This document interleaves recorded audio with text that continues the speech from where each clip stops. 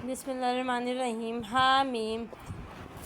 یہ کتاب جو احکام الہی صاف اور واضح طور پر بتا رہی ہے، یعنی قرآن اس کی قسم ہے کہ ہم نے شب قدر کی مبارک رات میں اس کو پہلے پہل اتارا، کیونکہ ہمیں لوگوں کو اپنے عذاب سے ڈرانا منظور تھا۔ دنیا کے سارے انتظام جو حکمت اور مصلحت پر مبنی ہیں، اسی رات تصفیہ پاتے ہیں۔ از جملہ قرآن بھی تھا جو ہمارے خاص حکم سے نازل ہونا شروع ہوا، کیونکہ ہم کو پیغمبر کا بھیجنا منظور تھا۔ اور اے پیغمبر، تمہارے پروردگار کا فضل تھا جو اس نے اپنے بندے پر کیا، کیونکہ وہ سب کی سنتا اور سب کچھ جانتا ہے۔ آسمانوں کا اور زمین کا اور جو کچھ آسمان و زمین میں ہے، وہی ان سب کا مالک ہے۔ اگر تم لوگوں میں صحیح بات کے یقین کر لینے کی صلاحیت ہے تو اس کو بھی تسلیم کرو گے، اس کے سوا کوئی معبود نہیں۔ وہی جلاتا، وہی مارتا، وہی تمہارا پروردگار، وہی تمہارے اگلے باپ داداؤں کا بھی پروردگار ہے، مگر یہ لوگ تو شک میں پڑے ہیں، ان باتوں کو کھیل سمجھ رہے ہیں۔ تو اے پیغمبر، اس دن کا انتظار کرو کہ سب کے دیکھتے آسمان سے ایک دھواں ظاہر ہو اور وہ سب لوگوں پر چھا جائے۔ یہ ہے عذاب دردناک، جس کو دیکھ کر یہ منکر بھی دعائیں مانگنے لگیں گے کہ ہمارے پروردگار، ہم پر سے اس آفت کو ٹال کہ اب ہم تجھ پر ایمان لائے ہیں۔ لیکن اس دھویں سے ان کو کیا نصیحت ہوگی، اور ان کا حال تو یہ ہے کہ ان کے پاس پیغمبر آئے اور اس نے ہندی کی چندی کر کے ان کو سمجھایا، اس پر بھی یہ لوگ اس سے بدکتے رہے اور یہی کہا کیے کہ یہ تو کسی کا سکھایا پڑھایا اور باولا ہے۔ لوگوں، حجت تمام کرنے کے لیے ہم ان پر سے اس عذاب کو چند روز کے لیے ہٹا دیں گے، مگر تم پھر وہی کفر کرو گے، اور ہم ان لوگوں سے پورا بدلہ تو اس دن لیں گے جس دن بڑی سخت پکڑ پکڑیں گے، کیونکہ جہاں رحم کرتے ہیں بدلہ بھی لیا کرتے ہیں۔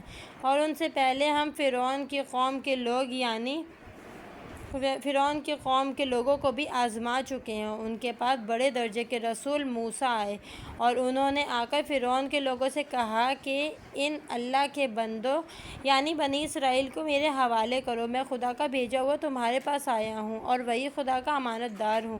اور یہ بھی کہا کہ خدا سے سرکشی نہ کرو، میں اپنے پیغمبر ہونے کی ایک صاف دلیل تمہارے سامنے پیش کرتا ہوں، اور اس سے کہ تم مجھ کو سنگسار کرو، میں اپنے پروردگار اور تمہارے پروردگار یعنی خدائے واحد کی پناہ مانگتا ہوں، وہی مجھ کو بچائے گا۔ اور اگر تم کو میری بات کا یقین نہیں تو میرے حال پر کچھ تعرض نہ کرو۔ مگر اس پر بھی وہ موسیٰ سے چھیڑ چھاڑ لگائے رہے۔ تب موسیٰ نے اپنے پروردگار سے دعا کی کہ یہ بڑے شریر لوگ ہیں، مجھے ان سے نجات دے۔ تو ہم نے موسیٰ کو حکم دیا کہ میرے بندوں یعنی بنی اسرائیل کو راتوں رات لے کر نکل جاؤ، اور سمجھے رہنا کہ فرعون کی طرف سے تم لوگوں کا تعاقب کیا جائے گا، اور دریا کو ٹھہرا ہوا چھوڑ کر پار ہو جانا کہ اس میں فرعونیوں کا سارا لشکر غرق کر دیا جائے گا۔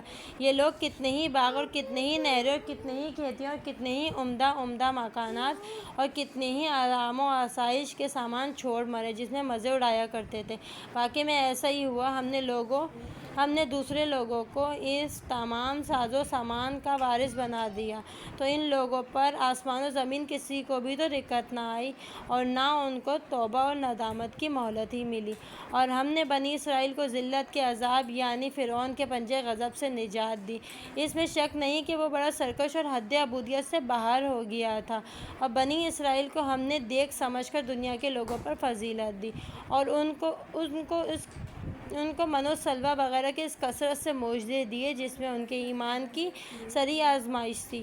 یہ کفار مکہ تو مسلمانوں سے کہتے ہی ہیں کہ یہ ہمارا پہلی ہی دفعہ کا مرنا ہے اور بس پھر ہمیشہ کے لیے خاتمہ ہے، اور ہم دوبارہ نہیں اٹھائے جائیں گے۔ پس اگر تم مسلمان اپنے دعویٰ قیامت میں سچے ہو تو ہمارے باپ داداؤں کو جلا کر ہمارے سامنے لا موجود کرو۔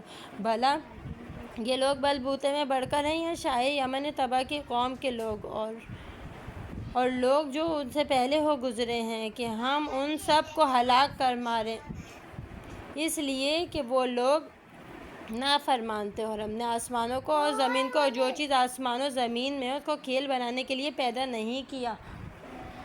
ہم نے تو آسمان و زمین کو ایک غرض اور مصلحت سے پیدا کیا ہے، مگر اکثر لوگ نہیں سمجھتے۔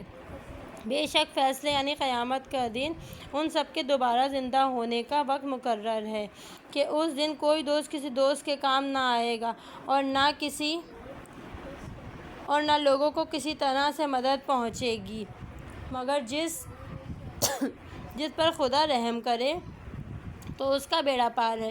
بے شک وہ زبردست اور رحم والا ہے۔ کچھ شک نہیں کہ آخرت میں توڑ کا درد بڑے مجرموں یعنی کافروں کا کھانا ہوگا، جیسے پگھلا ہوا تانبا، اور وہ پیٹ میں ایسا کھولے گا جیسے بلستا ہوا پانی کھولتا ہے۔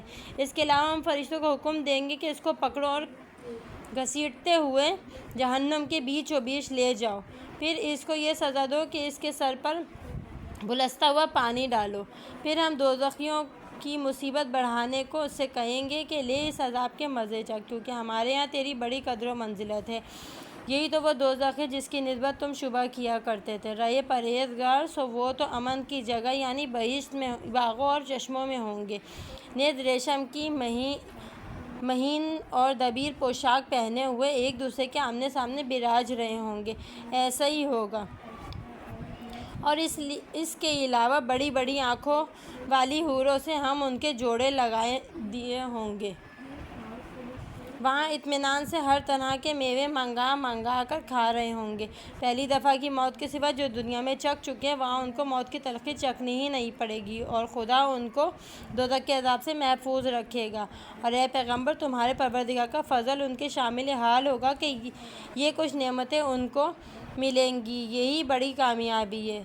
تو اے پیغمبر، ہم نے اس قرآن کو تمہاری بولی میں اس غرض سے آسان کر دیا ہے کہ یہ اہل عرب اس کے مضامین کو سمجھ کر نصیحت پکڑیں، مگر سردست تو تم بھی نتیجے کا انتظار کرو، یہ بھی انتظار کر رہے ہیں۔